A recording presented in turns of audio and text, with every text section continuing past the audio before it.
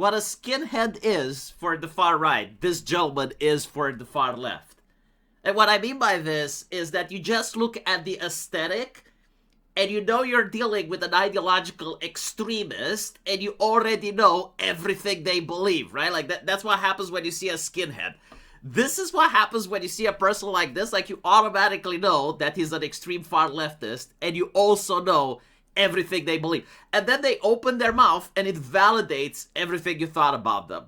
But what's funny about this is that Rupert Lowe actually tweets him. So, like, I don't know if they wanted this level of fame, but they're getting it anyway. So let's listen to some of the arguments, because I found them to be fascinating. Hey, you know these lot that are saying vote restore Britain? Are you all right? I think you need to have a little lie down, mate. Have you seen this Rupert Lowe fella? Have you seen what he's up to? He wants to deport fucking everyone, mate. He wants to deport everyone.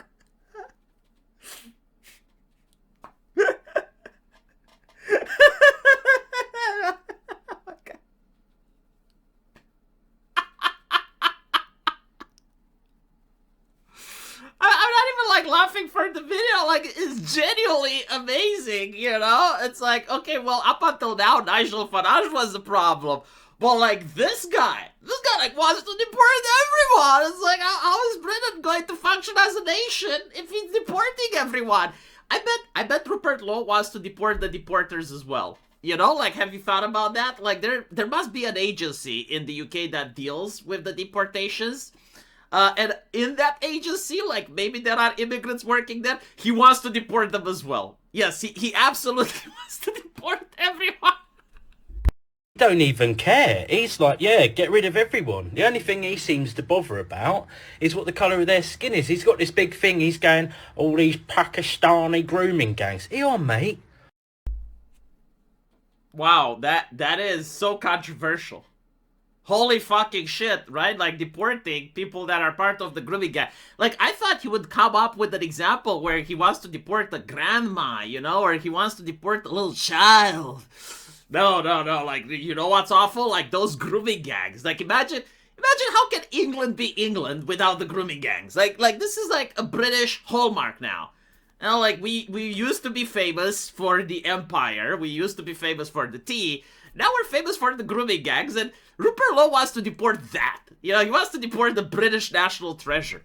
Can you imagine that? He's going, all these Pakistani grooming gangs. Hey on, mate. White people do that shit too. Oh, well, I guess it makes it okay then, right? Like, when you put it like that. Like, when you put it like that, I mean, if white people do it, then everything is acceptable. Why don't you legalize it then? You know, why don't you legalize it? If white people do grooming gangs, just make grooming gangs legal then. And there's no problem that no one has to get deported, right? Because no one breaks the law. Just like, bring the rape culture that feminists were afraid about and codify it into law. Listen, like, it's not even fucking rocket science, okay? Like, if you're a guest in someone's house, like, again, I know that leftists, like, don't understand this principle, but, like, if you go to someone's house, you have to behave better than the people in those houses, right? Because they let you in. Like, for example, if I'm homeless or something really bad happens, like my father is abusive, and so, like, I go to a friend's house, and his family actually is willing to take care of me, I have to behave better than my friend and his parents in his house. Because I have to show that I'm integrating. But, like, if you're going into the place that other people have, like, if I'm traveling to Japan, for example, yeah, I would actually have to behave better than the Japanese. Because I'm a foreign there at the end of the day, right? And I chose to go to Japan. Like, I could have stayed in my country, but I made the conscientious decision to go to Japan. And so if I go there and I commit crime, I understand, because I'm not retarded, but I understand that it reflects on other Romanians. And I also understand that when I go to Japan, the actions of other Romanians reflect on me. So it's my interest to actually police other Romanians in Japan. You know, the same way that Britain was like, oh, you need to police people for making rape jokes, or how this guy is now policing British people for being racist, right? Like, this internal self-policing should happen in the Pakistani community. And this is the thing, like, do you see it happening? Because, like, put yourself into the mind of an actual criminal. You don't have to be like a grooming gang member, but like any type of criminal, literally any type of criminal. And whenever you commit a crime, or a member of your community commits a crime, you see individuals just carrying water for you, just defending you for no reason whatsoever. Like they're not involved, but they want to defend you. And you even see like the police releasing official statements saying, well, yeah, I mean, we didn't want to police this community because like we didn't want to be called racists. What would the criminals think? Like seriously, what do criminals think when they see other people committing crimes and they're not getting punished because people are afraid of being called racists? You're going to think that you're in a nation of pussy-ass people that are going to willing to bend over backwards and just allow you to commit crime. That's what they're going to think. Because I grew up in a neighborhood with people from all walks of life, okay? Criminals do not have, like, the same sense of compassion and empathy that leftists like to think they do. And there's also another interesting thing that happened in New York. Like, granted, another country, same ideology, though. Like, you had a far-right person criticizing radical Islam and mass immigration in front of the New York mayor's house.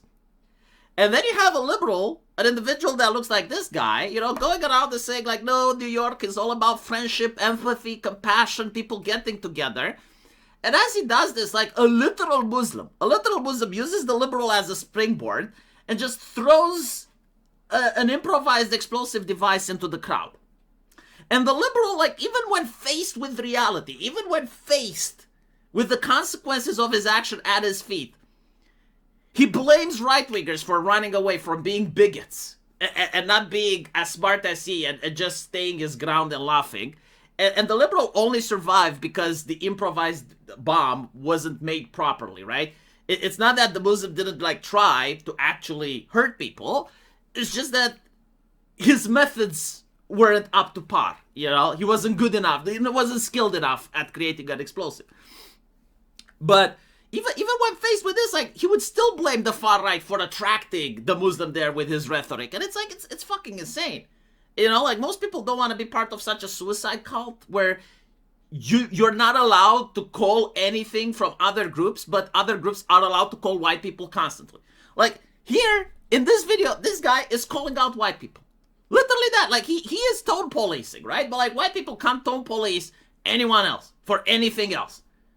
It's fucking insane, isn't it? And by the way, like, let's go with this logic, right? It's like, you cannot call out grooming gangs because white people commit grooming as well. Well, by this logic, you can't call out white people grooming because Pakistani people also form grooming gangs, right? So, like, we just have to stop calling out problems. We just have to stop. And by the way, like, the reason people are calling grooming gangs is that deportation is cheap, effective, and easy. Like, you can literally just do it, right? Imprisoning people is actually time-consuming and costs money. But the reason you imprison someone is because you don't really have another country to send them to. Alright, but you don't seem to fucking post all over Facebook when they do it, do you? And the worst part is, he doesn't even care when he gets called a racist. He posts on Facebook all the time going, oh, apparently saying this makes me a racist. Oh well. Oh well.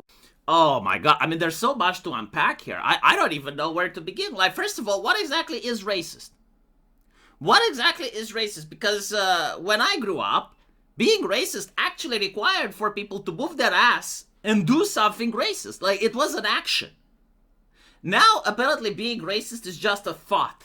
It's just an idea. Like, you can be racist with your mind. You know, seriously, did you notice that? Like, for example, you don't want to watch a Disney movie. You're racist. So, like, not wanting to spend money to a multi-billion-dollar corporation now is racist. And so when you water down the definition so much so that literally everything you don't like becomes racism, including enforcing a nation's border or talking about criminal activity, yeah, I'm pretty sure that people just stop giving a fuck. You know, like people can actually adjust. You know, they can adjust their behavior, and it's like, okay, you know, like, don't discriminate with hirings, don't do this and don't do that. But when they notice that you're just using that word in order to manipulate them constantly, and you keep watering it down to the point where you're trying to shame people to buy a video game and shit, yeah, I think, like, that's the moment where the conversation is over. And it's like, well, you know, no matter what I do, they're going to call me racist anyway, so what the fuck. Secondly, right, notice the double standard. Like, I think in the 90s, a lot of academics and people, social engineering society, manage to create the least racist generation that has ever existed in history. And I don't think like this is even up for debate, because if you disagree with me, if you want to say that in the 90s and the early 2000s, you didn't have like the least racist generation in history, then I would invite you to tell me when that was. Like, which generation would you consider less racist than the one we had in 2000? I don't think you can find one, right? Like 2000, 2010 era, especially with the internet, with video games connecting people like World of Warcraft and shit. I'm not even kidding, like that helped a lot, right? It almost dismantled most of the racial prejudice. And what happened then? You know, you have individuals that were white and they were willing to extend their hands to everyone. They didn't do racist shit, right? Like they just grew up in their own nations, and they noticed that their parents, they still have racial animosity that the children didn't share. And so what happened? Well, every single other group formed identity politics. I mean, that's even the name of the thing, identity politics, right? Like politics based around identity. And white people were the only ones on the out. Everyone else had an identity. Women had an identity, gay people had an identity, queer people had an identity, transgender people had an identity. Everybody has an identity. So much so that when a white person wants to get a job in the Air Force, for example, like Destiny actually hit this wall, they realized that no, like the Air Force in the UK was operating under diversity quotas that were so ridiculous to the point where they wouldn't hire white people anymore. And you hear like things like white people have no culture, right? Like that's actually acceptable to say. Like that's glorified, that's promoted. And then you look at movies built around stuff that white people wrote, like Shakespeare or, you know, like historical movies on the BBC, constantly race swapping white characters in order to prove that, yeah, like white people have no culture. But if you do the opposite, if you were to like race swap a black character from a movie into a white character, oh, that's whitewashing, that's horrible, that's disgusting, that's disturbing. And so like different standards. And I encourage you, you know, like do this experiment. Have a mother that has 2 children and treat one brother special and just mistreat the other brother. Don't you think like that causes resentment? Like, don't you think at some point, white people are going to be like, okay, well, if identity politics is the norm, then we have to create an identity in order to be political. And by the way, like, the identity politics didn't exist when I grew up. Like, this wasn't a thing, at least not to this extent. And you get to see, like, just advertisements over advertisements, like shaming and belittling white men. Gillette, you know, like basically saying that white people that try to pick up a girl in public, oh, they're just like almost like a grooming gang. You get to see the idea, boys will be boys. It's like, no, like that's horrible. You can't say that. Boys will be girls, apparently, you know? Like all this shit that the left has done, like constantly belittling, attacking, and calling white men evil. And at some point, what happens if white men actually agree with you? Yeah, we're evil. What would you do then? You're going to make this TikTok video, aren't you? Is that what you want to teach children in this country, that that's okay? My God, do you know how many TikTok videos I've seen with children in the UK that are minorities being absolutely hateful towards white people because they're white and no other reason? I mean, the grooming gangs themselves, right? Like some of the victims literally said that they were targeted because they were white girls. And there was like a politician in Labour, if you guys remember, that was caught sending a text message calling them white trash. So like, no, I'm sorry. It's like, do you want? No, it already happens. Like you guys were in control of the culture and you already normalized this. You know how they say like rape jokes normalize rape? You actually normalize racism. But by creating this ideology that it's okay to be racist against white people when you could have just made it so that it's not okay to be racist to anyone. Like that was always on the table. You could have literally spent money and resources promoting an ideology that nobody should be racist to anybody at all, right? Why didn't you do that? Like literally, what stopped you from doing that? Why do you believe that it would have been a bad idea to just push the ideology to not allow anyone to be racist? Who stopped you, right? But no, like you want the satisfaction, you want the sadism. You wanted sociopaths. You wanted the release valve. And so it's okay to be racist towards white people. And now you're asking white people, like, do you want your kids to blah, blah, blah? Well, they want their kids to be like everyone else. They want their kids to be normal. Like, you created this society. The British government literally made a movie about a young teenage boy that they called an incel who killed one of his classmates, and the British government said, wow, this is the best movie ever, like everyone should see it, it should be in all the schools. Like, what's next? Are you going to create a movie about a couple of white girls that are trying to taharush and struggle snuggle Muslim immigrants and say that, well, this is like the best movie ever? Like where are you going with this? You know, like, and by the way, like the demonization of incels, it's fucking insane. Like what is an incel? Involuntary celibate. Okay, so like a guy that hasn't got a girlfriend yet is almost treated like a terrorist in your nation. Like, that's fucking insane, man.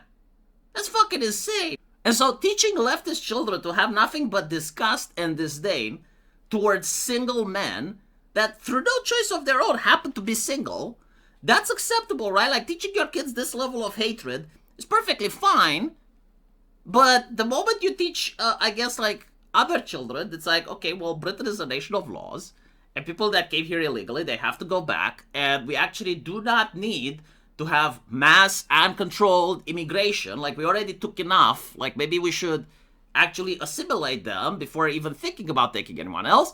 No, that you can't teach kids this way, right? Like, you need to teach them about the LGBTs instead, and you need to teach them that censorship is okay, and you need to teach them that hate speech laws are okay, and that the government can actually surveil you constantly, okay? Like, these happen to be good reasons to teach kids.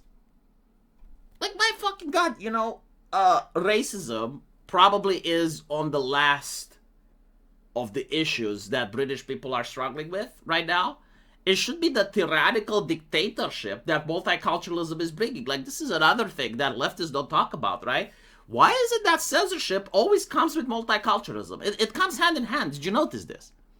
Like the whole idea that the government needs to spy on people's social media, that everything you do should be of the interest of the government. Like why should politicians have this amount of power? Why do they deserve it? And it always comes with mass migration. Like, before mass migration, Britain didn't have this power. You know, the idea, like when I grew up, the idea that the prime minister could check your private messages, like, it just didn't exist in a democracy. What the fuck is that? Why should the prime minister, why should Keir Starmer look at what you're tweeting? You know, why should Rupert Lowe, actually you're a leftist, right? If Rupert Lowe becomes prime minister, why should he see your tweets? Does that make any sense? No, right? But like, for some reason, it's actually normal, glorified, accepted, embraced. But racism is bad. Yeah, okay, sure. So, like, when you make racism so bad that you need to live in a dictatorial, tyrannical state, maybe you need to reconsider. Maybe racism isn't so bad. Maybe the tyranny is worse. I'm just saying. Yeah? That being a racist is all right. Fucking grow up, mate. Seriously. Again, this is democracy. Like the left loves democracy, right? Why does he have to grow up? What if he's a child? It's fine. You know what? He's a child. But like, children apparently can vote. Like in the UK, they lowered the age of voting to 16. So like, okay, well, they can associate, they can vote, they have rights. And surely, like, if your ideology is so good, and given the amount of censorship, given the amount of money, given the amount of investments that you have on your side, surely you're going to win the argument. But you're actually afraid, aren't you? You're afraid that despite all of the flapping of the mouth and the talking, people are noticing that their living conditions are not going up. Why aren't the living conditions going up? See, like, this is another interesting question. If you look at history, during the Black Death, when a lot of people died, the people that remained alive, they've noticed something. They've noticed that the first time in their life, peasants would actually receive a living wage. And I'm not talking like living wage in the leftist sense, but like literally being paid for work. Like, that didn't happen before, right? houses became dirt cheap. Like, there were houses that you could literally just occupy because there was no one there. You could literally just steal a house, quote unquote. And you weren't really stealing it because it belonged to nobody. That's what happens when you experience population decline, which is what the United Kingdom is experiencing right now. And so why is it that despite the fact that the United Kingdom is experiencing population decline, houses have never been more expensive, and getting a wage is actually very difficult? Like, you need to struggle in order to find employment. Why does it have to be this way? How does the average British person benefit from this? Like, regardless of the rhetoric, racism, why is it in the interest of the British person that when they go to get a job, they now have to compete with 20 Indians? And I know the argument. It's like, well, it's like, oh, so you're afraid that the Indian can do the job better. No. They're afraid that the Indian can do the job cheaper, even if it's more mediocre. Because if I'm an employer and I get to hire people, most of the time I'm not going to hire the most competent guy. I probably can't afford the most competent guy. I hire the guy that's good enough and doesn't ask for a lot. That's how employers hire, right? And so, like, explain it to the British people. Why is it in their interest to put up with this? Like, what do they gain? Absolutely nothing. Like, unless they own a hotel and the government just pays the money to house migrants in, like, okay, I understand that. Or if they already work for the government, in other words, they're paid by the public taxpayer money, I understand that. But if you're like a general guy that wants to get a job and you want to work in the private sector, how does it benefit you? If right now you're competing with a lot more people than you should, if you can't negotiate the wage, it's one thing if I go to my boss and I say, I want to negotiate my wage. And the boss knows that if I quit, it will take for him months to find someone else, right? I have a lot of negotiation power there. Now, let's assume that I go to a boss and I say I want to negotiate my wage, and the boss can literally just hire 20 other people. Like, if he starts an interview tomorrow, he's going to have like 40 people just appearing, willing to get the job. What power do I have in that situation to negotiate shit? This is not a country of divide. This is not a country of aggression. This is a country of patience, of peace, of community, of acceptance, yeah? We're talking about the nation that had the British Empire? We're talking about the nation that had like some of the worst hooligan events in human history? No, I shouldn't say that because Brazil probably had it worse, right? You're telling me that the left is actually, like, Antifa is actually friendly and nice when they put bike locks into their bags and they hit people over their heads. Is that like a nation of peace? When you guys go around and you say like no platform for fascists and you try to get people fired, is that like compassion and empathy? Like, what did you think was going to happen? Like when you have a racist and you fire them, do they become less racist? Especially when you fire them over trivial shit, like a joke they said online, or a rap limerick, or something like that. Like, do you think that makes them less racist, or do they make more racist? I think they make more racist, because like the son and the daughter of that person that just lost their job over trivial shit, they're going to start hating the system. They're going to unironically think that the system is against them. And at some point, like, those people come back. And not to mention, you say that this is a country of such and such. If we look at the British voting patterns, ever since Brexit, and this was actually the reason they voted for Brexit, they have consistently voted for less migration. Consistently, non-stop. No exception. And so, no, I think it's a country that just wants to have less migration. If you look at the facts, if you don't look at the ideology. And apparently, like, that's not okay. And I don't think, like, he believes it's not okay. Like, I believe that if British people went to Nigeria and they were committing crimes there, Nigerian people wouldn't say, well, like, it's fine if British people commit crimes because Nigerian people commit crimes as well. I don't feel like that argument would have been made. And if Nigerians would say, like, okay, no more English people. And it wouldn't be even if they commit crimes. Like, let's say you go to Nigeria and you gentrify it. Like, you have rich English people going to Nigeria, starting up businesses there, driving prices up. It wouldn't be like you're committing any crime or anything, but like the government of Nigeria at some point could say, yeah, we don't want any more British here. nobody would think that's racist. Nobody would think, oh, wow, that's horrible. No, people would be like, oh, well, I mean, obviously, you know, like Nigeria is looking out for its own interests. Like the citizens are putting pressure on the government, right? Japan did that recently. Like Japan literally said that the problem with racism isn't the Japanese. The problem is that the newcomers refuse to adapt to Japanese culture. Nobody's calling Japan racist. Like, why would you go there? Like, what's the point? Why would you go to Japan not wanting to be Japanese? Like, what, are you fucking the hell? Like, what the fuck is wrong with you? Oh, you're taking them for granted. You're taking advantage of them. How is that nice? And not to mention, you know, like this whole rhetoric. Well, you know, like the British Empire did bad things to other people. So now it's their turn. It's like, no, hold on a little bit. Like, that's, no. Like, when do you end the cycle if you're going to be like that? You know, and by the way, like, how much punishment does the English need to take until it's enough? Like, on looking at the demographics, the British are becoming a minority in their own country. And that is not something that's debatable. Like, that is legit something that's happening, right? So, like, when would you think that the harms of the British Empire, which apparently did no good whatsoever, like ending human slavery, or, like, no, nothing that the British Empire did is good. But, like, when would the crimes be paid? Like, when the British people are extinguished, or, like, when they become a minority in their own country? Like, the British Empire didn't do that in India, right? Like, they didn't make Indians a minority in India. The British Empire didn't do that in other places. So, like, I'm just wondering, like, how much do the current generation of British people need to pay their blood debt until you can say, okay, well, it's paid, the scales have been balanced, we can move forward from here? Right. This is not a serious person. This is not a serious conversation.